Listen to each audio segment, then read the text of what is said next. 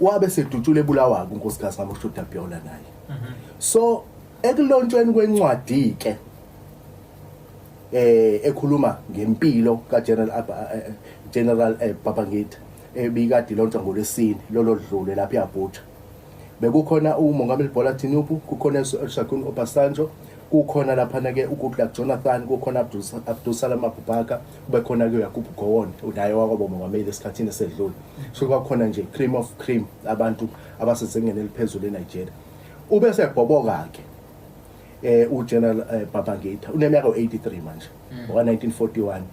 Wathi uyazisola ngesenzo asenza kuma Nigerians ukuthi ukhetho lalikhululekile alwenze ngale yandlela yena. Uyisola ngendlela esimangaliso, uyaxolisa bona wonke ama Nigerian ngesenzo sakhe asenza sokuthi athe winile uAbiola aphika ukuthi winile azaboshwe eboshelwa ubala ukhetho eliwinile. Uyafisa ukuthi abantu bamxolele base Nigeria ngaleso senzo sakhe. Ibashiya apha abantu base Nigeria ke leyo. Nama questions amaningi ngento lesimanga because ngesikhathi kuba nelenkinga ukuthi imphumela yokhetha ayisaphumi. Uyaqhubeka uBabangida uhlele office. Baningi abantu abafayo lapho. Akubanga khona ukuthula ezweni lase Nigeria. Abazi bagcina becindezelwa ukungena kaBaja. Wayesezophoqisima ukuthi abantu abalawulwe ngenkani.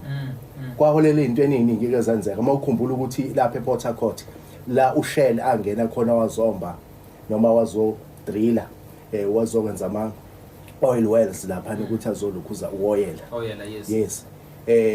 Wafica isizwe samaOgoni lapha.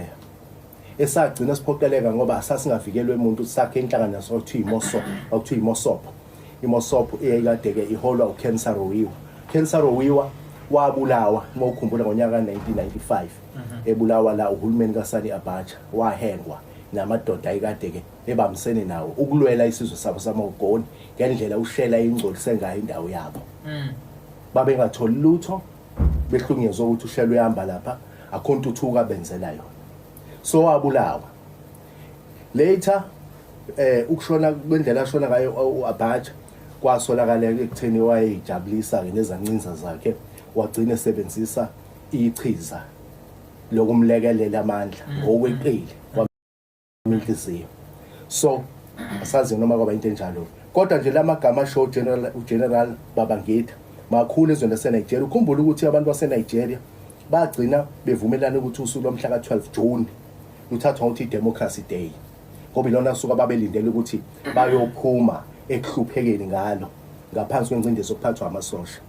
Okuthema ishona ke uAbacha ngo1998 kwabuka kunethemba lokuthi ke izwe seliyabuya, ngoba kwaphinda futhi kwangena omunye ugeneral, kodwa wayesefika ngendlela ehlukile. Mkhumbula uGeneral Olusegun Obasanjo. Oh yes. Yes, wathatha over wabukeka ke izohlela kabusha ke izwe nokubuyisa ithemba kubantu baseNigeria.